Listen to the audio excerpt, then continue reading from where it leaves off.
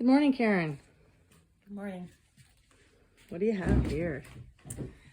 Well, we're looking at how to finish paper mache creations based on assembling whatever creature into the form that you'd like to create. So earlier, I looked at how to create paper mache using an armature or a framework. Okay, in your first demonstration? Yes, so the first demonstration showed how to build using a wire armature or a framework and then assembling the paper mache around that so that it's both rigid enough to bend and also holds up. Love that So guy. today we're talking about how to paint and put the final coat and create a little bit more of the life in the creature. So there's a few different approaches to take. I'm going with a method that is a little bit more creative. So I'm not worried about getting true colors to an octopus. It's a little bit more fantasy, fitting in with the fantasy theme. Just as in this piece here, you'll notice that the colors are a little bit more blotchy and more creative and lively. And you know, the lizard, I could choose when I finish that, because it's smoother, I could choose a very detailed surface treatment on that. But if I'm going a little bit more creative and just going with the paper mache style of having the dips and bends, then I can go with a variety of paint techniques.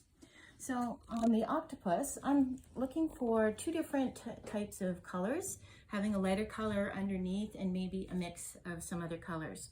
So I've assembled some simple tools. I like to keep it simple when I'm doing creative projects. And here I have an array of my paint colors that I'm choosing. I'm working within the red range, and I've assembled it from warm to cool. And then I've also put some paint out in the tray. Now I'm not worried about having an individual tray where I have to keep each color separate, because I'll be mixing it on here, like a live mixing right on the octopus itself. So it doesn't matter if they get a little bit mixed up. And I'm also going with a blotchy technique. So I've kept it simple with the 3 brushes.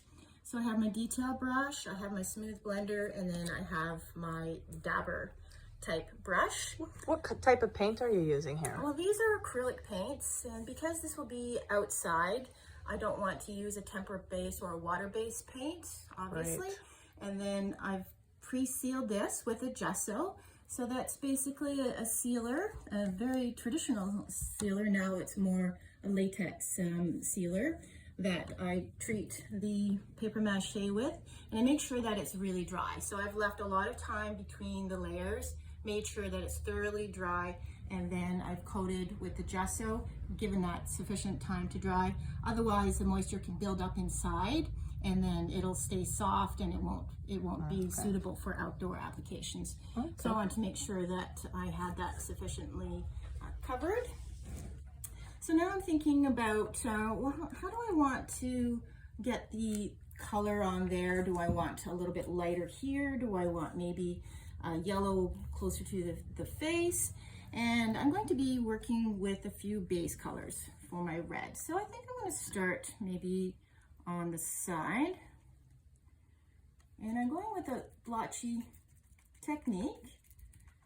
If I had something that was supremely smooth, then I would worry about having very smooth brush strokes. But here, I like that blotchy texture. And I'm mixing in a few other colors. I think I'd like to go in with a little bit of the orange. And maybe towards the top, give it a little bit more of that orangey feel. So it's a little bit more expressive.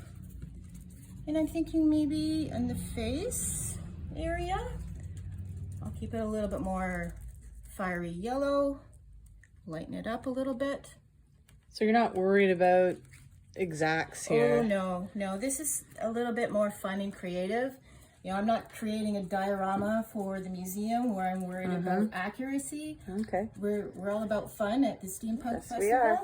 And this is very much, you know, a fun, easy project, something that kids can do. Nice, or beginners. For beginners, absolutely, because we're using safe materials. We're using the newspaper or any type of paper that's very absorbent. You could even use tissue paper. And we're using paste that is non-toxic. Oh. And that will, you know, dry quickly. You could also use PVA glues or white glues, but remember that when you're working outside or something's going outside, you want to have either something that dries permanently, or you'd like to have something that you can give sufficient time to dry, and then you can seal it. Okay. So important to remember to seal your work. Absolutely. If it's going outside. Absolutely. So I've covered most of this. And then I'm gonna let that sit for a bit and think about, well, maybe I want to do a little bit more of the shading on the side. So I'm choosing, and it's okay to experiment. I mean, it's paint layers. You can always go on top. Okay. So let's go to the side a little bit. And if I think, that might be a little bit too much because it's still wet, I could always work back in and over it. If I let my paint layers dry, then I couldn't blend them back together. I see. So once I'm looking at the modeling here, I might think, you know what, I want to exaggerate this area in here, make it look a little bit deeper. So that's where I could put some of the darker color. And I'm picking the blue because the black might make it look a little bit muddy in color. And I want to keep it a little bit more vibrant. So I think I'm liking that. That's a little bit more in the purple range. So the pounce brush works really well when I have a large area, but then I'll need to get in and get some of that detail. So let's say I'm working on this part here. And so I can put that on hold for a bit. And now maybe I'm going to add in a little bit, blend it in with a little bit of the white on this side. And I'm trying to be careful not to get it all over the gear part. So now I'm softening that. Oh, neat. Right? So Yes, as long I as see my that. two colors are both wet, then I can blend them Nice. softly. Right? Oh yeah, I see that. So then a little bit more.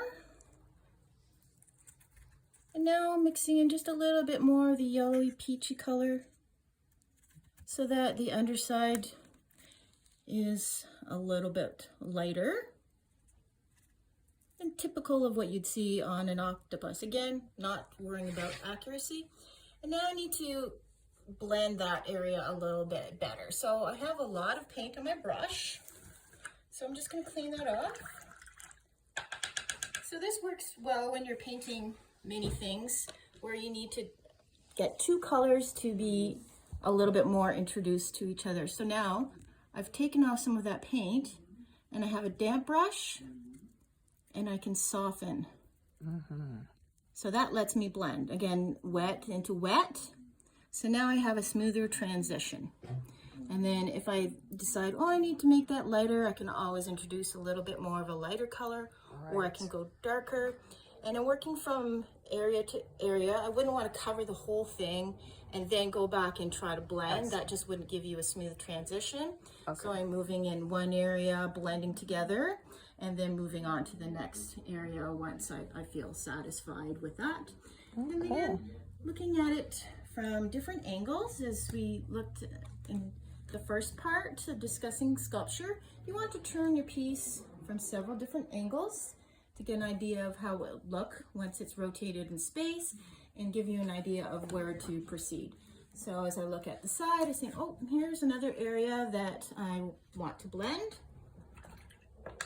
So I like that transition where I have this lighter color, but I don't want this kind of stripe here where it's a little bit sharp. So I've cleaned off my brush. And again, I'm softening one color into the other. And that's okay if I pick up some of the other color. Now I'm kind of just tickling the brush into this area. You can see that some of the dark color, the blue, is turning into a purple. And then it's softly blending in like that. And that's how we work it. Oh, that's really neat. Now, are you going to put eyes on this octopus, or what would you do if you wanted to? Well, there's different methods make detail. Creating eyes. So for detail, I would let that first layer dry to put the eyes, because you want to have the base layer that's dry so you can get a sharp line. Right. So when two colors are wet, the wet into wet is a soft blending. When you want a sharp line, you want to make sure that the first layer is completely dry. And then you add those details. Okay, so neat. There's a little white spot there, I think. You forgot. Yeah, there we go. Let's just blend that in. Okay. There we go. That's really neat. I love the choice of color. Now, on the gear itself, I see that there's bubbles. Yes, oops. I find them so realistic. Is that a special skill to paint bubbles? Well, this is a simple approach. There's several different techniques that you could apply. With this particular technique, because I wanted a transparent bubble, I left the background behind and I just applied the blue and a little bit of a highlight. So if I wanted something that's softer and to make it look like a more, white bubble, then I wouldn't have that background. But I left the background so that it looks like it's transparent and the light is hitting on the edges of the bubble. It's really effective. It's really nice. Yeah, and it's quite simple. I mean, it's just a matter of experimenting, playing, and having some fun, and not being, so particular about it, giving it a try and seeing what works, for you. And, getting that sharp edge where you want to have the highlight, and then the blending where you want the colors to blend a little bit softer. So this is a similar technique to what we're talking about with the wet on wet blending, where you're going back and forth, making sure that they're both wet, but we're going with this stroke. So this is a dabbing technique, which gives you a mottled kind of look. This is a very smooth one stroke type deal, where you want the paint to blend from one stroke into the next color. That's amazing. Well, I can't wait to come back and see the finished crack in there. Great. Yeah, so you'll join us again once you have the finished piece, and that will complete the exhibit for a set of gears for every year of the Coldwater Steampunk Festival. Thanks, Karen Taul, for joining us, and this is part 2 of the paper mache creative workshops. Thank you. Bye-bye.